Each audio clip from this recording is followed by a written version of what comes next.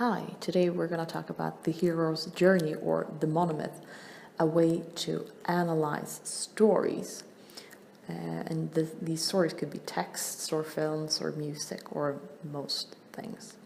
The hero's journey is a way to analyze literature or other things, or actually a pattern that Joseph Campbell, a mythologist from the United States, found, and he wrote a book in 1949 where he talked about this pattern that he had found in many different mythological stories worldwide. The pattern that he noticed is very common, especially in creation myths and other religious narratives. And this is a brief explanation of the hero's journey, or the monomyth. You can talk about the hero's journey as divided into a lot of different steps, or you can actually divide them into three major ones. And this will be an explanation of the three major ones. And then we have separation, initiation, and return. The first part, separation. The hero is separated from the world that he knows. The hero is being called to adventure, and often this happens through some sort of magical means. If we have Narnia, for instance, the wardrobe there is the separation, where the children actually go from the world that they know to the magical world of Narnia. Or we have Harry Potter, where Harry Potter is actually separated from the world that he knows in many different ways, but one of them is going through to platform 9 3/4, and this barrier is the divide between the Muggle world and the magical one.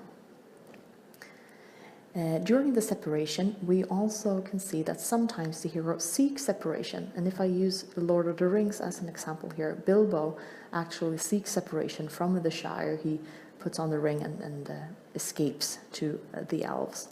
Or the hero can be forced to leave, as in the case of Frodo, who actually is being told by Gandalf to take the ring and leave the Shire to save it, or to save sort of the world from Sauron. In this part, in the separation part, there is often a helper involved, or some sort of supernatural aid, someone to help the hero along the way to become or be the hero that they are set out to be.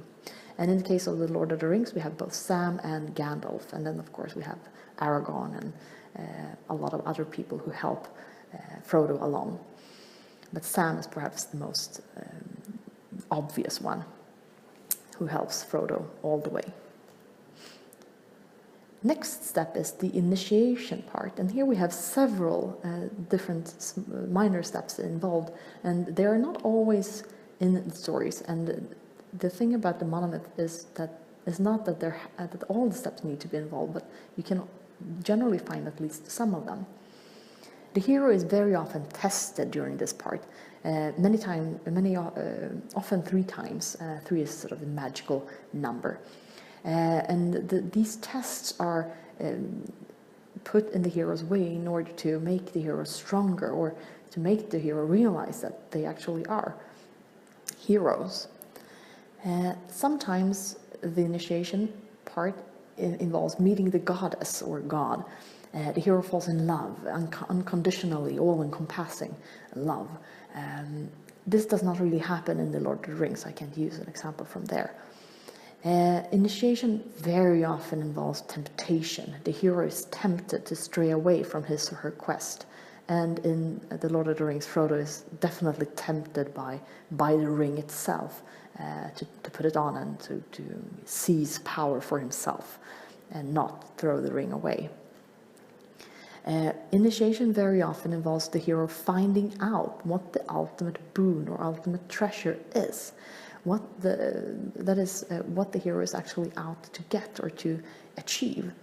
The previous steps here all lead up to the point and prepare the hero for finding out, or finding and receiving this treasure or this boon. And for Frodo, you can say that perhaps realizing that he has to save the Shire, that saving the Shire is the ultimate boon here. Or saving Middle-earth, even. The third step is the return.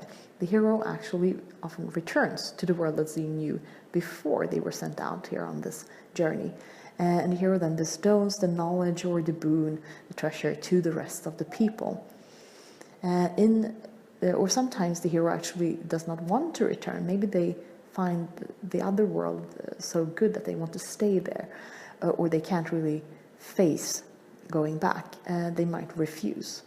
In the case of Frodo, he actually refuses to throw the ring into the crack of doom or cracks of doom to save Middle-earth, because he's then tempted so much by the ring to not do this. And then something else needs to be involved. And in The Lord of the Rings, we have Gollum, who actually takes the ring, bites the ring off Frodo's finger, and then is being pushed into the lava streams of the cracks of doom in Mordor. Very often there is some sort of magic flight involved. The hero might voluntarily or involuntarily be helped by some sort of magic to return. In The Lord of the Rings, we have the eagles who catch Frodo and flies him out of sort of Mordor dissolving.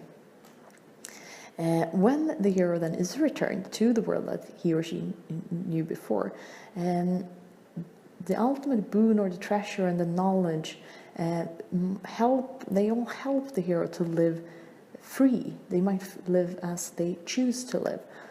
And the boon or the treasure will glorify the hero in the eyes of the rest of the people. In The Lord of the Rings, Frodo actually saves Middle-earth and saves the Shire, and realizes that he can't stay there anymore, and he decides to live his life, or basically leave Middle-earth with the elves, taking off on the white ships. So these are, in short, the 3 steps of the hero's journey, or the monomyth, and it's very helpful to analyze stories, both modern ones and of yesteryear, and you can very often find these 3 steps involved, and that's a good way of analyzing a story. Well, thank you very much. Goodbye.